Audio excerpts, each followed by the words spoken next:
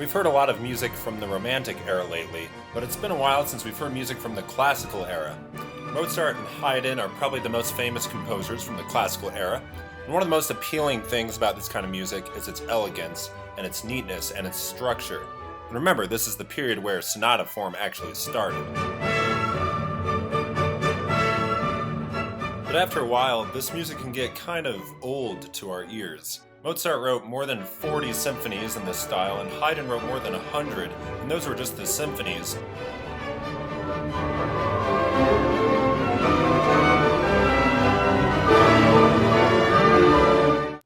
So what if we could just take the elegance from the classical era, but then spice it up a little bit with some more modern sounds?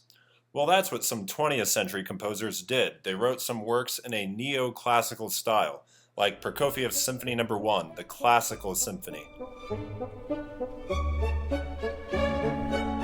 Prokofiev was, of course, a 20th century Russian composer, and he wanted to write a symphony in a classical style. It ended up being this really interesting mix between Haydn and Prokofiev. So you have 4 movements here, just like a traditional symphony. The first and last are in sonata form, the second is a slow movement, and the third is a dance movement, a gavotte. So here's a typical first movement from a symphony in sonata form. You start with an exposition where the main ideas or themes are introduced. Then those themes get broken apart and mixed around in the development.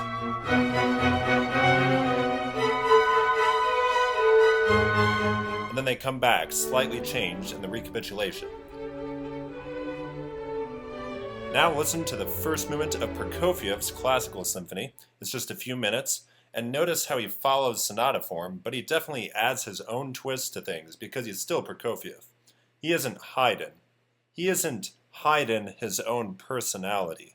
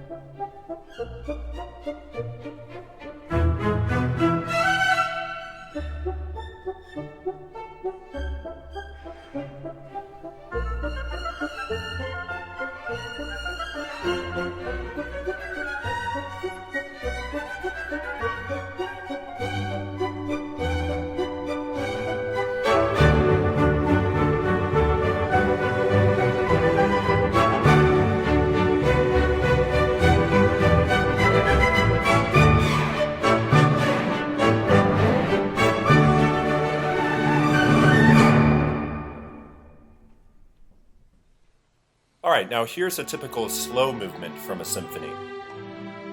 Haydn usually made his slow movements in ternary form, which just means A-B-A. It's like sonata form, but that middle B section isn't a development of previous material, it's just its own unique section.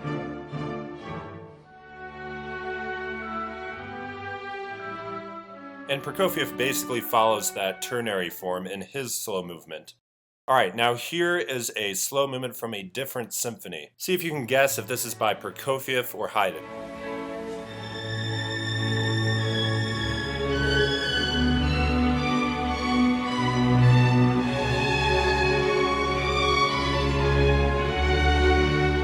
Well, that's Prokofiev. It's a slow movement, kind of classical, but it has a lot more peculiarities that you wouldn't find in something by Haydn. The violins are playing ridiculously high, and the harmonies are pretty unusual.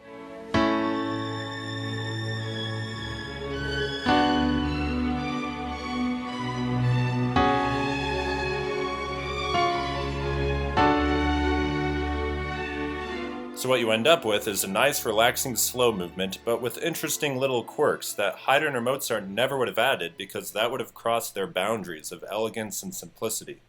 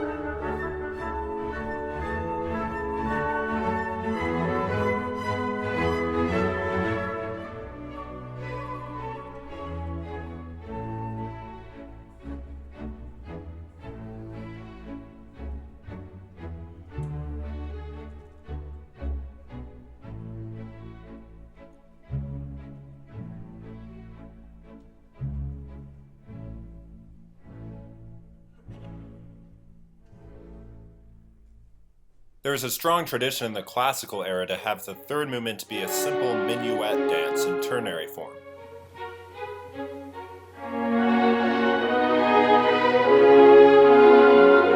In the contrasting B section in the middle, the melody would usually go to the winds. And then the A section would come back exactly the same in the end. That's why you'd see a lot of DC al fines in those movements. Prokofiev does almost the same thing in the third movement of the Classical Symphony, but you'll notice the end is slightly different from the beginning, and he chooses to use a gavotte instead of a minuet, meaning this is in 4 beats per measure instead of 3.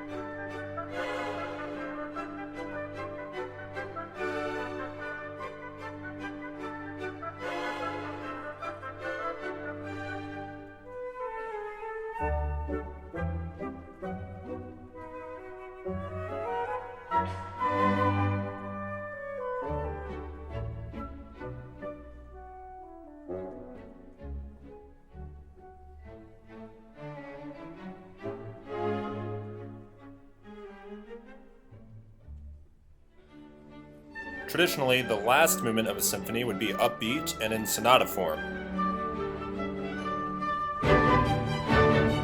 And Prokofiev also follows sonata form in the last movement of his Classical Symphony. It's a pretty fast, catchy, high-energy movement, and once again you'll hear hints of classical style, but it definitely has a Prokofiev flair that makes it more of a roller coaster ride than just another classical dance. And for this recording, we're going to turn to the Vienna Philharmonic conducted by Valery Gergiev. They take it ridiculously fast, but they have really good flute players, so it's fine. And Gergiev's hands pretty much sum up the entire movement.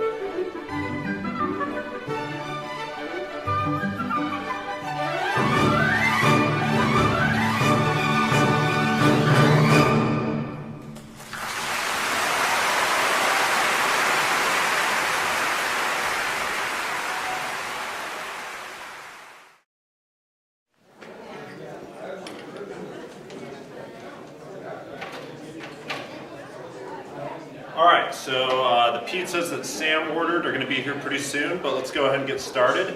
And remember, we all need to start from silence. No one's really paying attention. Should I just start? What?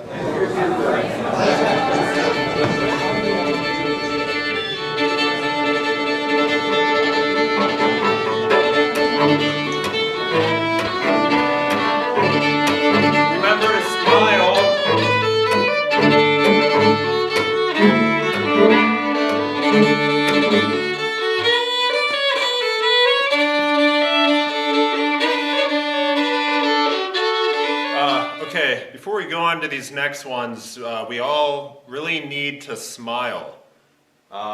It's really noticeable from the audience that everyone is absolutely miserable. So let's all just pretend we're having a good time here, okay? Just happy to be here. Alright, let's just go on to Buffalo Gals.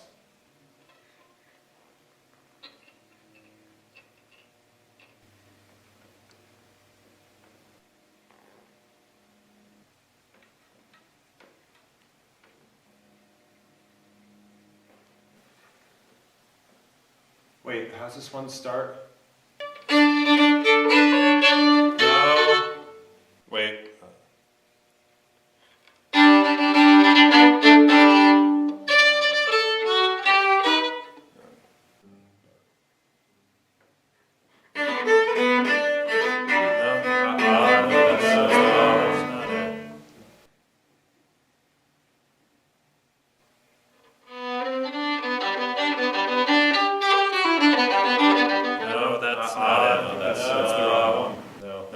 No, that's South Wind.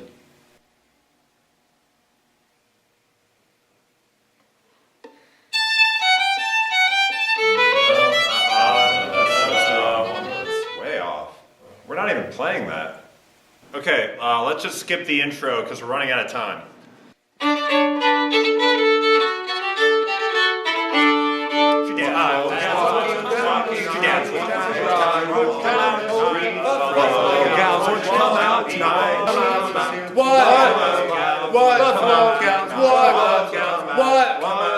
What? Alright, that was good.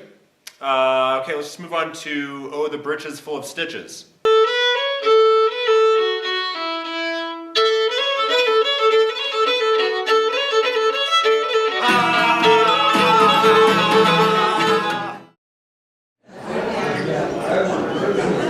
Mr. Trapkiss, the bass locks are situated such that only Tristan can open them with his magic touch. So Tristan and I are checking in right now so that we're on time. Then in 2 minutes, Tristan will go use his magical powers to open the locks. After that, I'll need to get the key from you so I can open the third locker so that I can get the bass bows and the secret rosin. Then we'll use the rotation system for me to get to my bass, and we'll all meet back at headquarters in 0800 hours. Do you have any questions? No, I'm just really confused. Alright, it's time for sectionals, and we'll do playing tests in the music office. Just don't forget to bring your yellow sheets. What? What are yellow sheets? What is yellow? You said it's time for sectionals, right? Okay.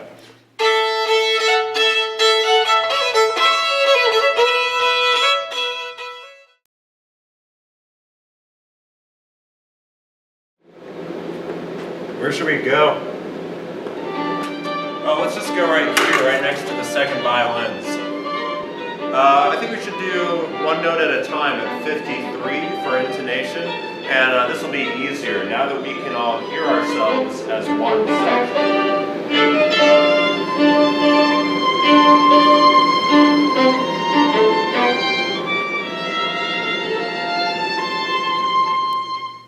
Alright, I'm handing you an itinerary now detailing the stages of what we'll be going through in this sectional today.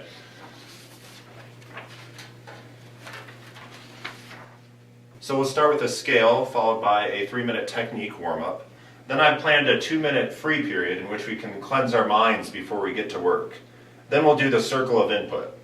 Hey, can I borrow a rock stop? Hello? Can I get some rosin?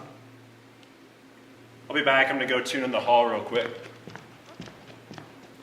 Oh, wait, I think sectionals just started 5 minutes ago. We should probably get started. Let's all make a circle.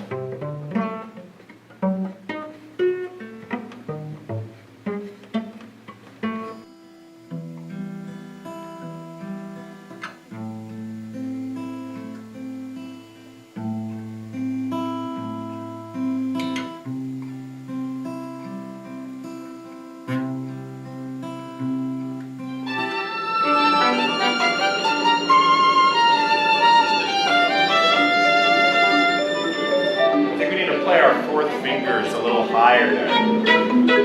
What? Who are you hiring? Why do we need to hire someone? What? Now, since our last meeting, we had a few business items we wanted to sort out in this meeting. So I just wanted to make sure we get to those today. First, we need to vote on the C sharps. They were a little low last time. Do we have a motion to vote? Motion. Second. All in favor of playing the C sharps higher? Aye. All opposed? I'm opposed. What do we do if we don't have 100%? Hold on, let me check our bylaws. Okay, we need to work on the tenor clef spot at measure 32. Let's try it really slow. Oh, wait, I thought we were supposed to play this part faster. No, I think Mr. Trapka said it's too fast here. No, he never said that. I think I'm getting a migraine.